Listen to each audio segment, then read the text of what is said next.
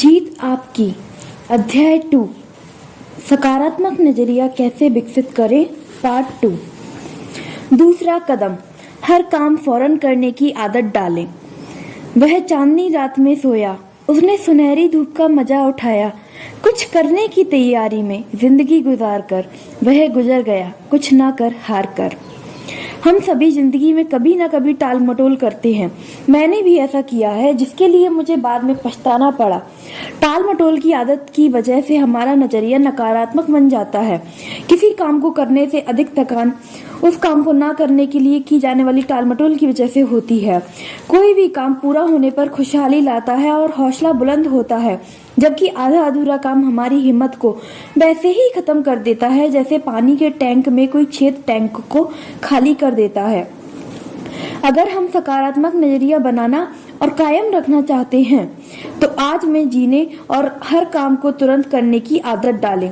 जब मैं बड़ा हो जाऊंगा, यह वैसी ही बात है जैसे कि कोई छोटा बच्चा कहता है, मैं बड़ा होने पर फला काम करूंगा जिससे मुझे खुशियां मिलेंगी। जब वह बड़ा हो जाता है तो कहता है, मैं खुशियां पाने के लिए फला काम कॉलेज की पढ़ाई समाप्त करने के बाद करूंगा। जब वह कॉलेज की पढ़ाई समाप्त कर लेता है तो कहता है कि उसे खुशियां पहली नौकरी हासिल करने पर मिलेंगी। पहली नौकरी मिलने के बाद वह कहता है कि उसे खुशियां शादी हो जाने पर मिलेंगी। शादी हो जाने पर वह कहता है कि उसे खुशियां तब मिलेंगी जब उसके बच्चे स्कूल जाने लगेंगे। जब उसके बच्चे स्कूली पढ़ाई पूरी कर लेते हैं तो वह कहता है कि उसे खुशियां रिटायर होने के बाद मिलेंगी। और रिटायर होने के बाद वह क्या देखता है? वह देखता है कि उसकी आंखों के सामने ही पूरी जिंदगी गुजर चुकी है। कुछ लोग अपने टाल मटोल की आदत को भारी भरकम शब्दों की आड़ में छिपाते हैं। वे कहते हैं, मैं बारीकी से सोच रहा हूँ, और 6 महीने के बाद भी वे सोच ही रहे होते हैं। वे यह नहीं समझते हैं कि दरअसल उन्हें एक बीमारी है जिसे बारीकी से सोचने का लकवा कहते हैं। इस वजह से वे कभी सफल नहीं हो पाते। टाल मटोल करने वालों की एक और नस्ल होती है। ये लोग कहते हैं, मैं तैयारी कर रहा हूँ। न केवल 1 महीने बल्कि 6 महीने के बाद भी वे तैयारी ही कर रहे होते हैं। ये लोग भी नहीं समझ पाते कि उन्हें बहानेबाजी की बीमारी है। वे लगातार बहाने बनाते रहते हैं। वर्तमान में जिए। जिंदगी कोई ड्रेस रिहर्सल नहीं है। हम किसी भी दर्शन में विश्वास करते हो, पर हमें जिंदगी का खेल खेलने का मौका केवल एक ही बार मिलता है। दांव पर इतनी कीमती चीजें लगी होती हैं कि आप जिंदगी यूं ही बर्बाद नहीं कर सकते। दांव पर आने वाली पीढ़ियों का भविष्य लगा होता है। हम कहाँ हैं और किस दौर में हैं? जवाब है, किसी दौर में है और यही है। इसलिए हम आज को बेहतर बनाएं और इसका भरपूर आनंद लें। इसका यह मतलब नहीं है कि हमें भविष्य के लिए कोई योजना बनानी नहीं चाहिए, बल्कि पैगाम यह है कि हमें आगे की योजना बनाने की ही जरूरत है। और अगर हम अपने आज का भरपूर इस्तेमाल खुशहाली के लिए कर रहे हैं तो हम खुद ब खुद आने वाले बेहतर कल के लिए बीज बो रहे हैं। क्या हम मानते हैं, अगर हम अपने नजरिए को सकारात्मक बनाना चाहते हैं तो टाल मटोल की आदत छोड़े और तुरंत काम करो पर अमल करना सीखे। जिंदगी में सबसे दुख भरे शब्द हैं, ऐसा हो सकता था, मुझे ऐसा करना चाहिए था, मैं यह कर सकता था, काश मैंने ऐसा किया होता, अगर मैं थोड़ी और कोशिश करता तो यह काम हो सकता था। जो काम आप आज कर सकते हैं उसे कभी भी कल पर ना टालें। मुझे यकीन है कि जीत हासिल करने वालों के मन में भी टाल मटोल करने की इच्छा जरूर पैदा हुई होगी, पर उन्होंने उसे अपने ऊपर कभी हावी नहीं होने दिया।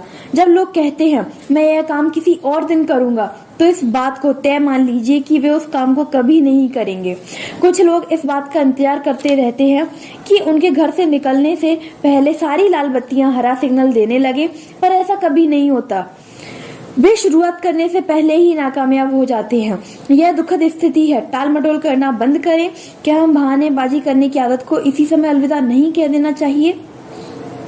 तीसरा कदम, एहसान मानने का नजरिया बनाएं। अपनी दिक्कतों के बारे में सोचने के बजाय अपनी सहूलियतों के बारे में सोचें। अपने इर्द गिर्द के फूलों की खुशबू सूंघने के लिए वक्त निकालें।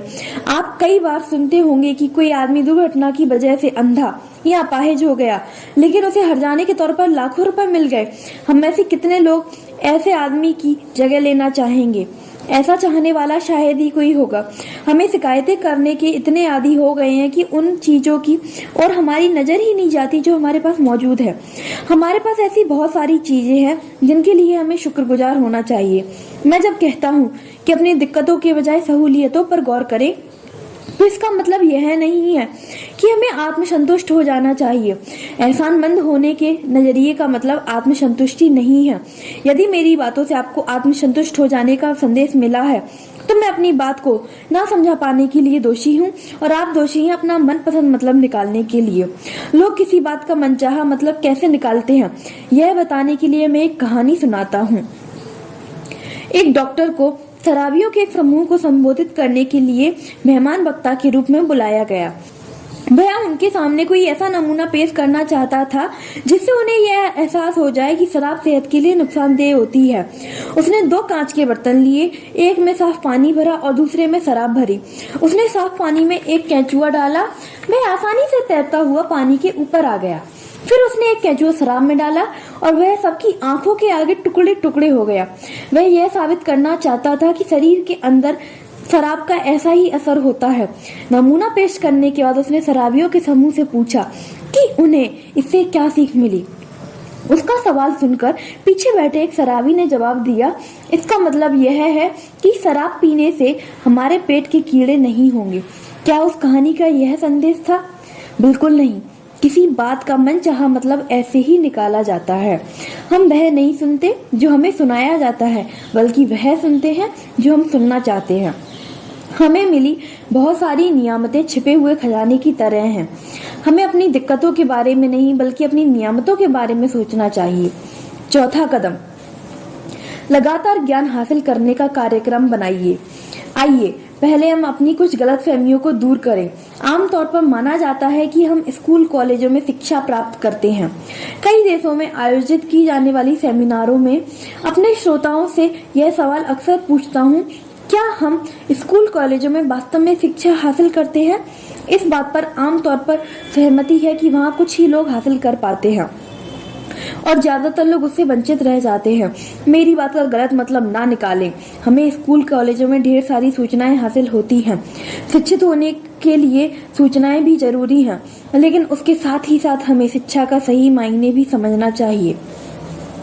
बौद्धिक शिक्षा हमारे दिमाग पर असर डालती है, जबकि नैतिक शिक्षा हमारे मन को प्रभावित करती है। यदि शिक्षा मन को ट्रेनिंग नहीं देती तो वह खतरनाक हो सकती है। अगर हम अपने दफ्तर, घर और समाज में लोगों के चरित्र का निर्माण करना चाहते हैं तो हमें उन्हें एक स्तर तक नैतिक शिक्षा देनी होगी। ईमानदारी, दया, साहस, दृढ़ता और जिम्मेदारी जैसे बुनियादी गुण विकसित करने के लिए शिक्षा बेहद जरूरी है। हमें ज्यादा अक्षर शिक्षा की जरूरत नहीं, बल्कि चरित्र बनाने वाली शिक्षा की है। नैतिक स्तर पर शिक्षित आदमी जिंदगी में उस आदमी की तुलना में ज्यादा कामयाबी और तरक्की हासिल कर सकता है जिसे ज्यादा अच्छी शिक्षा मिली हो। Hey guys, this is Namrata here. That's it for today guys. If you like the video then like, comment and share it and subscribe the channel as well as press the bell icon for more videos. We'll meet you in the next one. Thank you very much.